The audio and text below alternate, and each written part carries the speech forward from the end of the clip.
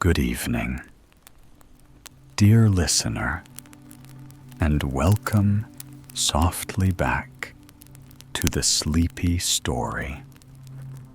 Tonight, the northern lights shimmer across an endless winter sky. Snowflakes dance upon icy winds, and somewhere beyond, frozen mountains and silent glaciers, a magnificent palace of crystal and ice awaits. Tonight's story is The Snow Queen, a magical fairy tale inspired by the beloved story of Hans Christian Andersen. A tale of friendship and courage, of enchanted winters, of mysterious journeys through snowy lands, and of a queen whose heart longs for companionship beneath the dancing auroras. So settle comfortably beneath your blankets. Allow your breathing to slow. Let your shoulders soften, and leave the worries of the day gently behind. And together, let us drift gently into tonight's enchanted winter tale. Once upon a time, in a palace of ice, there lived a queen. She had hair as white as snow, and a dress made of moonlight. Her eyelashes were rimmed with frost, and everywhere she went, a flurry of snowflakes swirled about her. Few had ever seen her palace, which was tucked away in the northern lands at the edge of a frigid glacier. But they had all heard the stories of how to find it in hushed voices. They told the tale of the Snow Queen around campfires late at night. Just follow the northern lights, they said. Watch them crackle above your head as they shift from green to purple to blue. The most brilliant blue lights always shimmer in the sky above her palace. That is how you will find it, they would say. But many of the things people said about the Snow Queen were not true. She did not turn people's hearts to eyes, nor freeze them where they stood. However, what they said about the lights was true. The most wondrous auroras shone above her castle like sapphire waves crashing against a wintry shore. At night, she liked to walk outside in her courtyard and look into the sky. Great curtains of color moved and shifted, sending ripples of electric blue across the horizon. They reflected in her icy eyes as snowflakes flurried around her. Most of the time, the Snow Queen was content to stay in her palace, nestled in its Arctic landscape, just as the tropical beaches were warm. The north was cold. Her presence there did not shift the balance. But every year, At the end of autumn, just as the leaves were falling from the trees, the Snow Queen made her journey around the earth. In her crystal sleigh, she flew across the jet-black sky with stars twinkling overhead. She glided down winter trails and walked the path of the highest mountains, leaving the ground frozen behind her.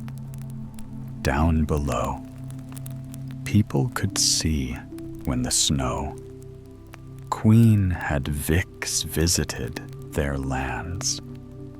They knew winter was on its way when they saw her blanket of frost laying gently across their highest peaks. There are cold days ahead, they'd say, lighting their campfires and preparing for snow. She enjoyed her time in the southern lands. She walked through villages and towns and smiled as children had snowball fights in the squares. Sometimes she would stand near the window of a cottage and watch family pile logs in the fireplace and gather together over a hot meal. As she looked in, her breath would touch the windows, and before long, they too would be covered in a fine layer of frost. The Snow Queen long longed for an evening by the fire, but more than anything, she longed for people to share it with. It was a solitary life, being the bringer of winter. And after so many years, she found that she was lonely, but she was also shy. There were moments when someone would gaze out the window of their home, just as she was peering in. One such time, it was the face of a young man who looked back. He did not smile or wave Instead, he turned away, unsettled by the vision of a frozen woman with snow-white hair and ice-blue eyes. On the other side, he too had heard stories of the Snow Queen and did not want to find out if they were true. And so she stayed in her palace or walked the land alone. She avoided windows if she could and craped through the streets under the cover of darkness. That is why people often awoke to find a fresh level of snow in the morning, having fallen the night before from heavy skies. Yet she missed being able to see the happiness that her winters brought to the people in their homes. So one day, she made a mirror from the clearest ice. It was smooth and shiny, like glass, and through it, she could see any window she wished. But like all mirrors, it could be dangerous. It was easy to forget the world around her when something so beautiful was right at her fingertips. So entranced by the mirror was the queen that she carried it wherever she went. She brought it into her courtyard instead of looking at the sky, and carried it as she walked across the land one evening. She climbed into her crystal sleigh and prepared to venture south as she was soaring across the midnight sky. The mirror of eyes slipped from her grasp and fell to the ground below. There it shattered into 1,000,000 tiny pieces. The pieces were so small they could not be seen by the naked eye. But they were picked up by the wind and carried in flurries of snow across the land. One speck of the mirror, no bigger than a piece of dust, landed in the eye of a young man. His name was Kai, and he lived in a village at the edge of the forest. He was returning home from his evening walk by the river with his best friend, Gerder. A gust of wind rattled the branches of the pine trees around them and blew the dry and powdery snow up from the ground. Gera brushed the snow from the front of her woolen dress, and Kai rubbed his eye. In that moment, a thought came into his mind. He remembered the time he'd seen the strange frozen woman with the snow, white hair, and the ice blue eyes standing outside his window. The image of her face burned into his mind like magic. He could hear the howling of winter winds and see pillars of blue light in the sky. Slowly he blinked, not believing what he'd seen. And as quickly as the visions had come, they vanished once again into the night air. Gerda saw her friend was distracted by something. She touched the arm of his coat. "What's wrong?" she asked. "It's nothing to worry about," said Kai. "I was just remembering something I saw long ago." When they reached Gera's house, the friends said goodnight and parted ways. The next morning, Kai woke up and found that the image of the strange, frozen woman lingered in his mind. He got dressed and prepared to do his chores. But as the day went on, the woman's face grew clearer, and at the edge of his vision, he thought he saw flashes of blue dancing across the sky. The days passed, and winter drew closer to the little village by the forest. Gerder had known Kai since they were children, and she could tell that something was bothering him.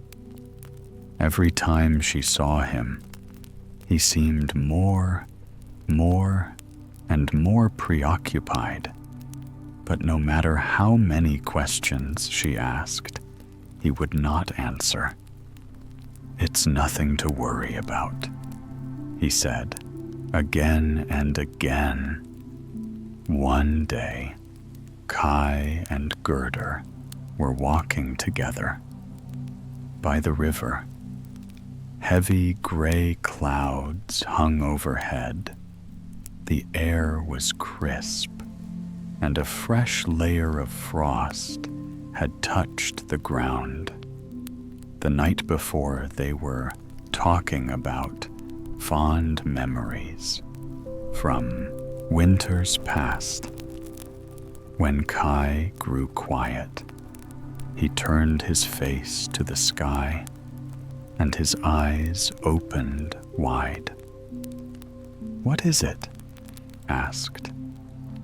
But Kai did not answer. He was lost in thought, entranced by something only he could see. Around them, snow began to fall in the distance. Gerder saw a flurry of snowflakes swirling above the ground, turning and spinning in the shape of a funnel. The outline of a woman seemed to be standing in the center of it all. Jera could not make out her features, but the snowflakes churned and gathered around her as though suspended by unseen winds or magic. Behind the woman, Jera saw a beautiful crystal sleigh resting softly on the powdery white ground. The woman stepped into the sleigh as the snowflakes billowed around her like a veil, though it had no horse pulling it forward. It made an arc as it turned to leave, before Gerder realized what was happening. Kai began to run. He followed the sleigh as it disappeared into the forest. Gerder called for him to come back, but Kai could not hear her. He ran faster and faster until he was out of sight. Kai felt the wind whip around his face as he ran. "Wait!" he called to the woman on the sleigh. "Please, wait." It began to slow up ahead. When he reached it, he recognized the frozen woman with the icy blue eyes and snow-white hair. "You're the one I saw outside my window all those years ago," he said. "And now I see you in my dreams. Please let me come with you." The Snow Queen realized what had happened. This must be the magic of the shattered mirror at work, entrancing this man. So all he saw was her face looking back at him as she had once done. She shook her head. "You cannot come with me," she said. "My palace is no place for ordinary people.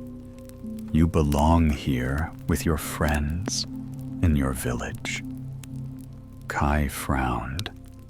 "But all I can think of is you and winter and the blue lights in the sky," he said. "You must let me come with you." The Snow Queen paused and thought she couldn't leave this man out here on his own, so deep in the forest. She had a warm blanket on the seat beside her, though, and because of her mistake, she felt he was now her responsibility. "You may stay with me," she told him, "but only until we can find a way to fix this." Kai stepped into the sleigh, and the Snow Queen wrapped the blanket around his shoulders. She had made the mirror from the ice at her palace. Perhaps she could find a solution. There, with a flick of her hand, the sleigh jumped into the air, higher and higher. It soared until it floated above. the clouds in the sky. They headed north, Kay. They watched the forest fly past below them. They soared over mountain tops and the frigid expanse of frozen tundra. They flew. As day turned to night, around them, magnificent waves of color rippled across the dark sky as the stars glittered overhead. Back at home, Jera sat on her bed with her head in her hands. Kai was gone, and Jera believed she knew who was responsible.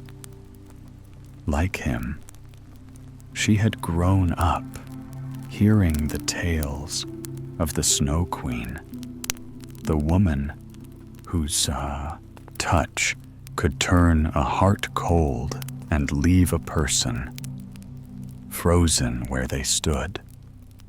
It was said she traveled on a crystal sleigh and could be seen in the places the snowflakes gathered when a window frosted from the corners.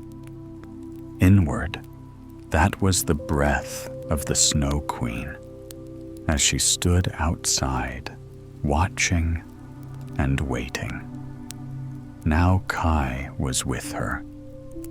Most likely, she had taken him to her icy palace in the north. Northern lands. Gerda sat up straight, a determined look upon her face. It was up to her to rescue him. She packed a bag with warm clothes and food. She made a thermos of hot tea and pulled her snowshoes down from the wall. Jera span a length of twine around her skis and fastened them across her back, one over the other, and then she headed out into the dark and cold night. G walked for miles and miles. She started down a trail she knew well until she reached the river. She followed it by moonlight along its twists and turns until the morning sun began to glow on the horizon. Up ahead, she saw a shimmering in the air like a veil of golden lace pulled across her view. How strange, Jera thought. She walked up to the mirage and watched as it sparkled in the dim light. She reached out her hand and, finding no barrier to keep her from passing, walked through it on the other side. Gerda found herself in a paradise of summer. There was no snow upon the ground and no ices hanging from the trees. Butterflies hovered over flowers bursting with nectar, and birds chittered happily from their perches. The same river flowed through this magical place, but here it shined a warm gold and burbled slowly like a lazy stream. Gerda kneeled beside it and cued her hands into the water. She took a sip and then another, feeling refreshed as it trickled down her throat. She sat down her pack and took her skis off her back. She slipped off the snowshoes and leaned them against a moss-covered rock. she unfurled her blanket and laid down on the ground. "I'll just rest here a while," she told the birds, "until I feel strong enough to continue." She didn't know how long she slept. The sun rose and set, but Gerda did not stir. When she finally awoke, she thought that only a few hours had gone by. She stayed one day, and then one more time seemed to move differently. In this paradise, she thought, days turned to night, and then nights turned to day, and soon Jera had almost forgotten why she'd come here. In the back of her mind, she remembered something about a young man and a queen, but they were more like hazy memories. Now, Jera was sipping from the stream when she heard a loud call from above. She saw a raven sitting on a branch. "Hello?" she said to the large black bird. "I have been watching you," the bird replied.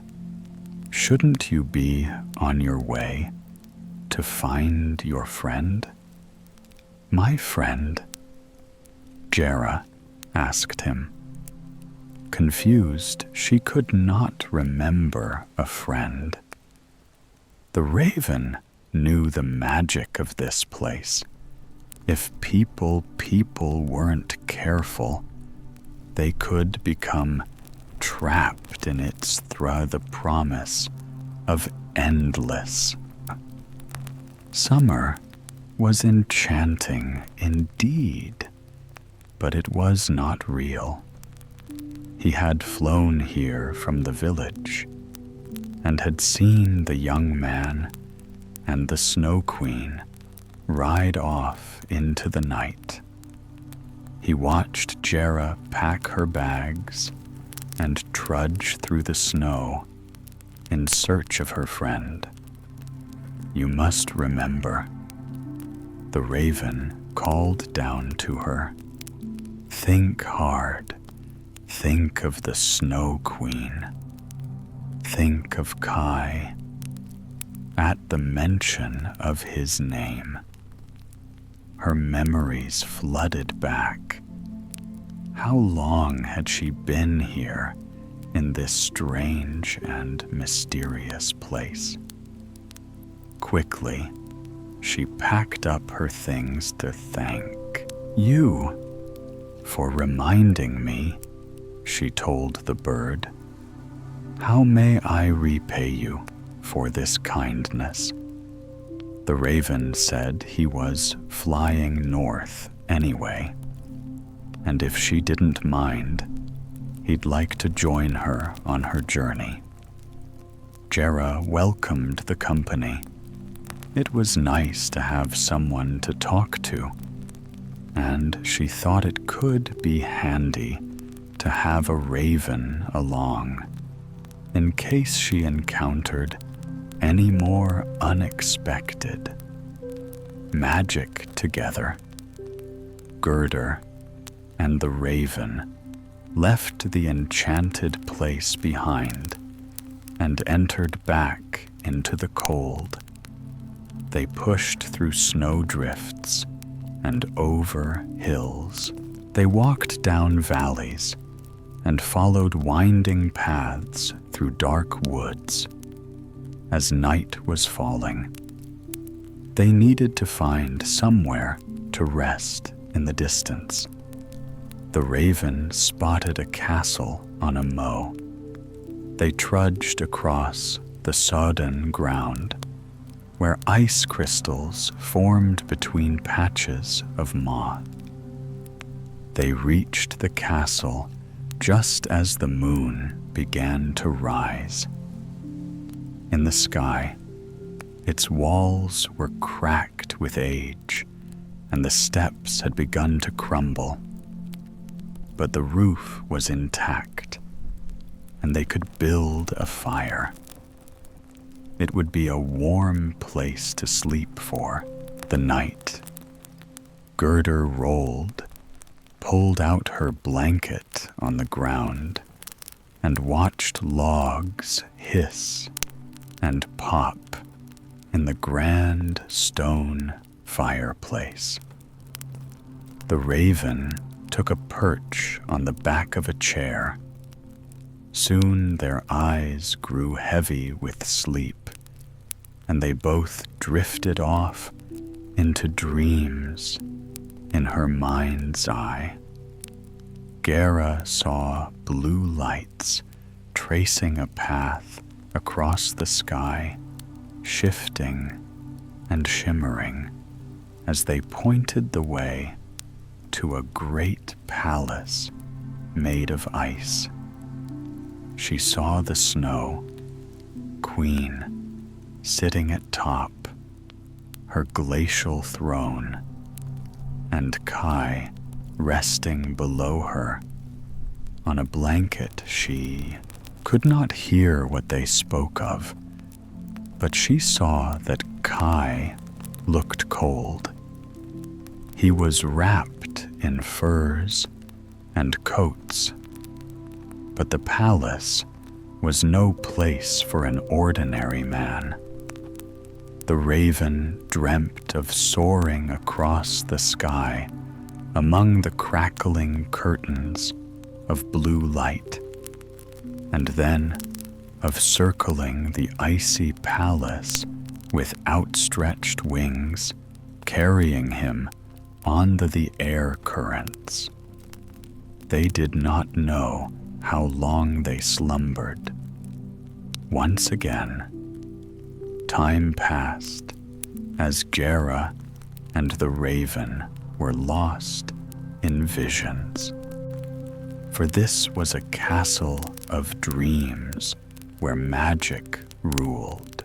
The day and night, outside a lone reindeer grazed on the moall. He did not dare approach the castle, for he knew about the enchantment that lay upon it, but he'd seen the young woman and the raven venture inside. They had been there asleep for many nights.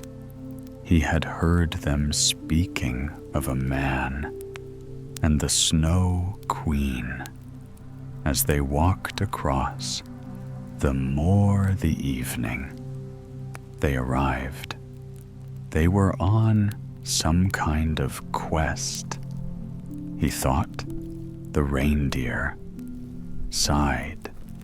He would have to wake them up slowly. He made his way to the castle and carefully plotted up the crumbling stairs. Inside, the woman slept on a blanket by the ashes of the fire, which had gone out many days ago.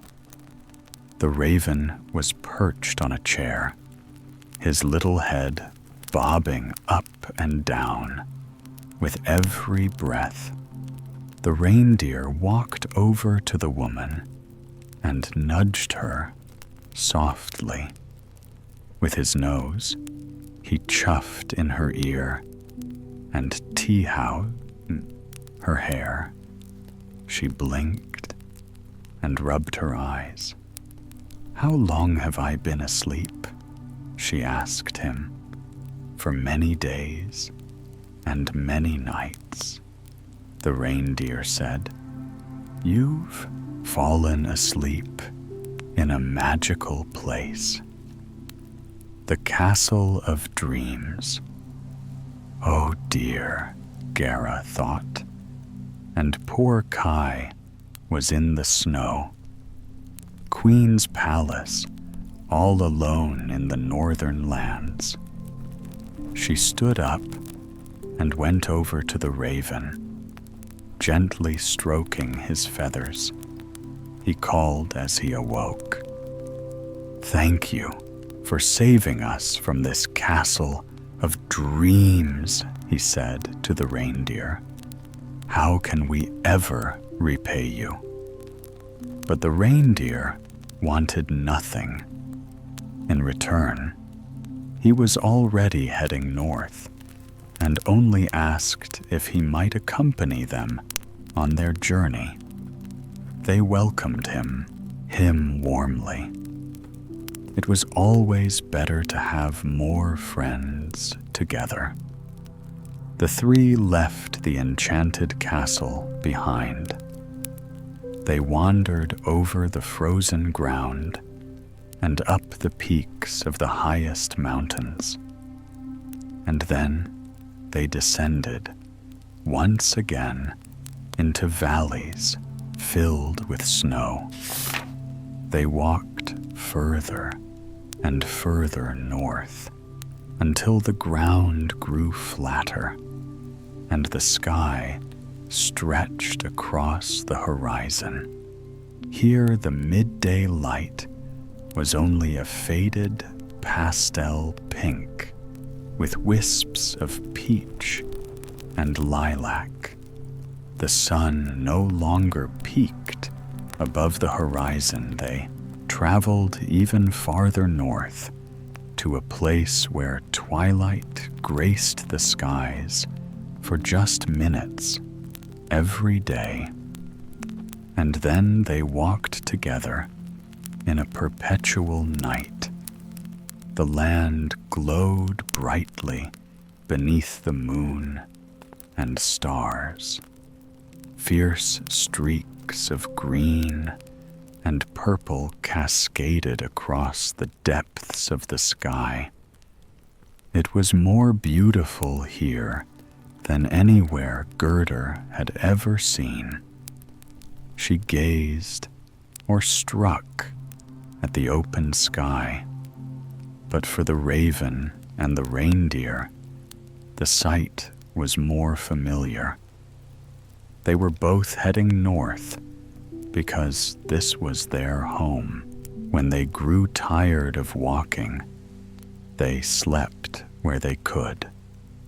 Sometimes they would find a rocky cove to lay down in, or spend a night in a kindly stranger's barn.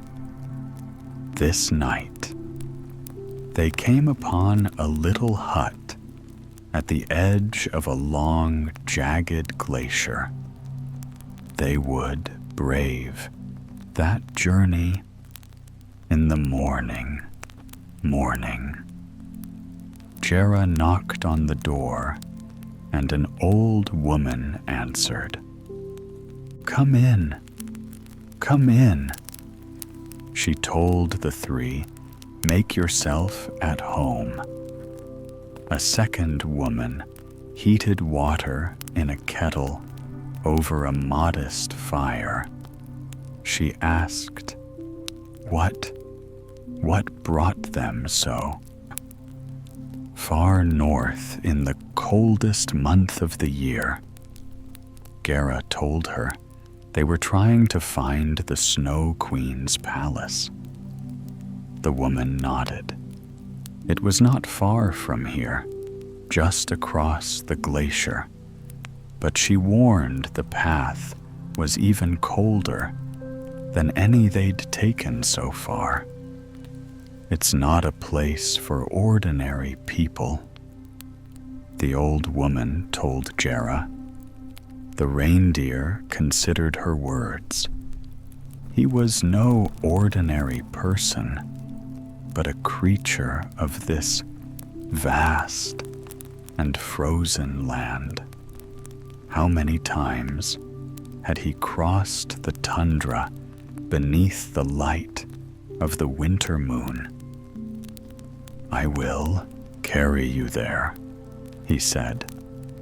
"You will be safe and warm if you ride upon my back." Gera nodded. It was a good plan. "You will stay with us tonight, and then leave first thing in the morning," the old woman said. She prepared some straw in the corner for the reindeer. Gerda laid her blanket out beside him. The raven perched on the back of a chair. Soon the others fell asleep, but the raven stayed up, and whispered quietly with the two women until morning. The next day, the little group left the hut. The women wished them well and gave them a final piece of advice. Follow the northern lights until they glow sapphire. In the sky above, they said, there you'll find the palace of the Snow Queen. Gera climbed up onto the reindeers. Shaggy back. His fur was warm, and the ride was smooth. The raven perched on her shoulder, and together they crossed the long and craggy glacier. Above their heads, the streaks of green and purple began to fade in their place. Great waves of blue crashed against the velvet sky. In the distance, they saw the pea made of ice the reindeer carried. Girder up the frozen steps and into the hall. The walls were clear and glassy, frigid to the touch. The floor was a foggy gray, but the same deep cold as the rest of the castle.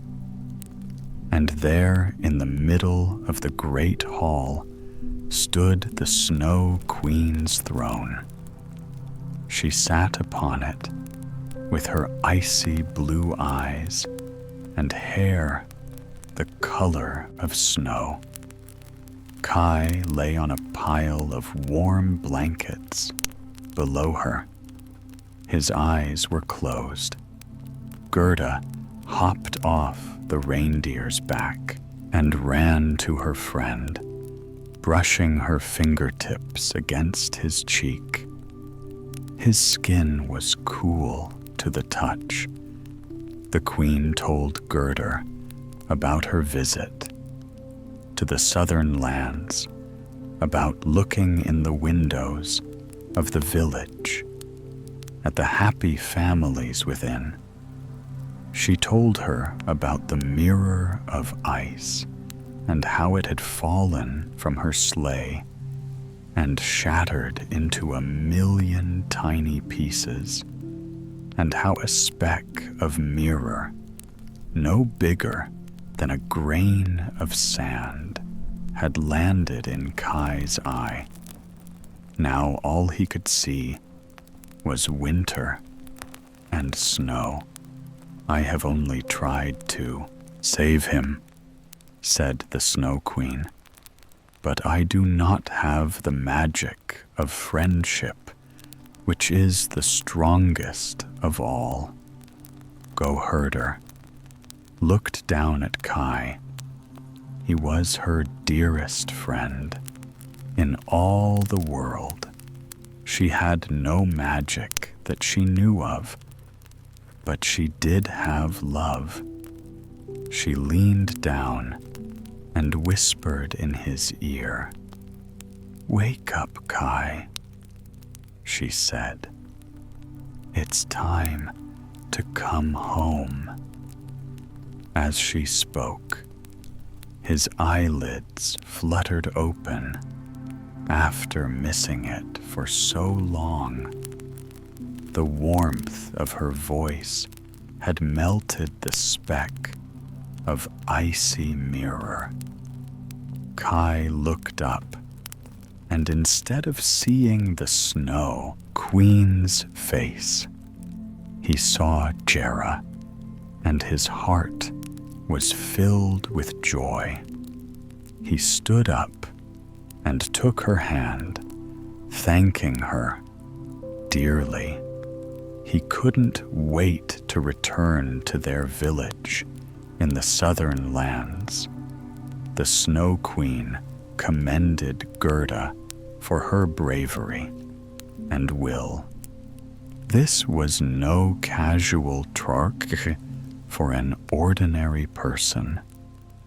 She would miss Kai's companionship, she said, but she was happy they would be returning home where they were safe.